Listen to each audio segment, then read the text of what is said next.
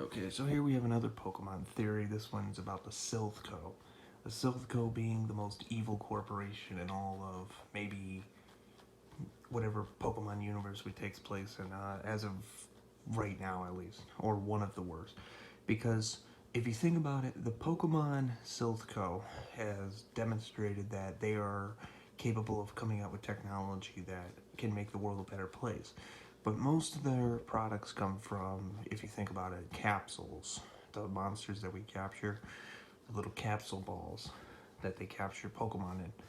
And then they sell medicine and all that for the Pokemon too. So it's very possible while they're doing good things, it's also possible they could have been doing bad things too, because they created Mewtwo and all that. Again, the same president of the Silph Co. was good friends with Dr. Fuji, same guy that was sponsoring all the, you know, the cloning and all that. So that's how Mewtwo and Cinnabar Island ended up going the way it did, from what we understand. And that's just one story.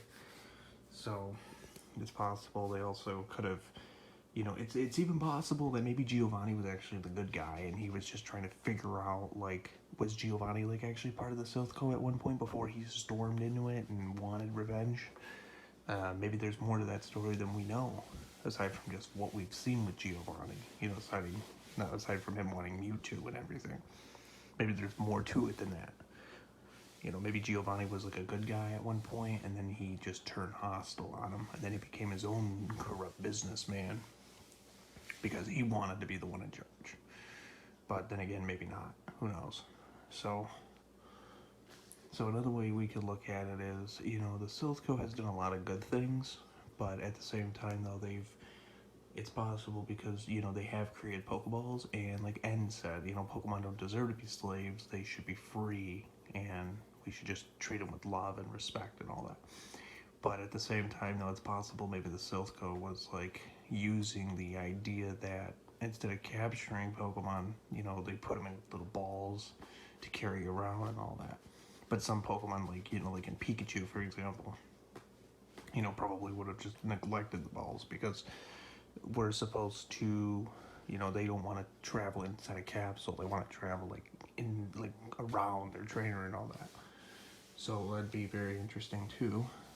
But it's also possible that maybe the Silph Co, because maybe, like, what's really weird is, like, Sabrina was supposed to be like the last gym leader, and Saffron City was what it's supposed to be. So with the Silph League and all that being the way it did, it's very possible, like, because there's a lot of ideas that were scrapped. It's possible that it probably would have made sense that that's where Giovanni would have stormed it, and maybe that was supposed to be where you were supposed to fight him for the last time.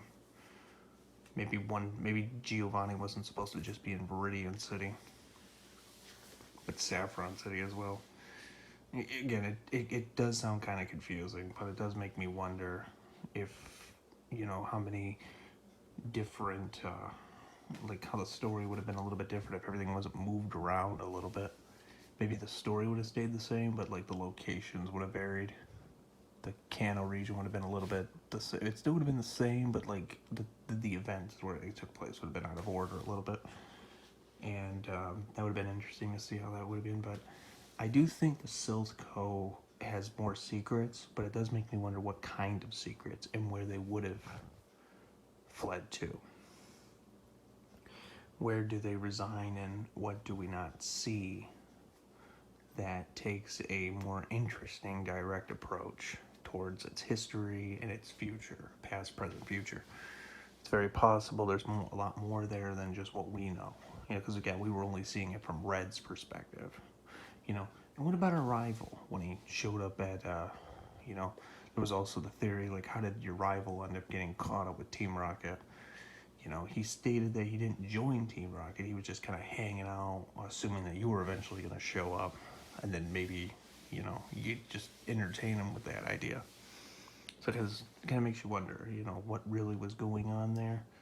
And then even the people that worked at the Silph Co employees were always just talking about how Team Rocket just kind of came in and they just took the building, But if you kind of like something on a Die Hard, for example, the movie.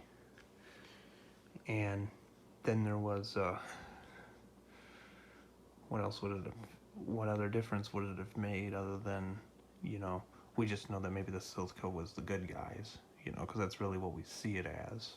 But a corporation usually has its dark secrets because they don't tell people everything, and they're always doing what they can to get away with money. Morals aside, though. So it's like morals are gonna money first. You know, how does a corporation make so much money, but at the same time, though, what kind of Pokemon were they creating and hiding?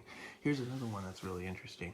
They were flooding the wild. They might have been trying to also save the environment too by like you know, releasing all the Dittos in certain areas, so that way the Dittos could breed more with whatever Pokemon they came in contact with. It's really interesting to think about. You know, you can find Dittos in like different areas. You can find them in areas probably where they probably shouldn't be, like outside of Fuchsia City.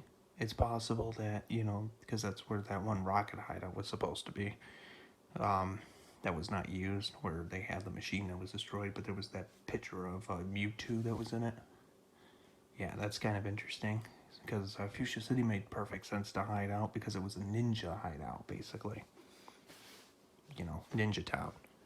So Team Rocket was not only there too, but you know, but it does make me wonder, you know, Giovanni, how many secrets and does Giovanni have, as well as like the rest of the Silph Co and all that.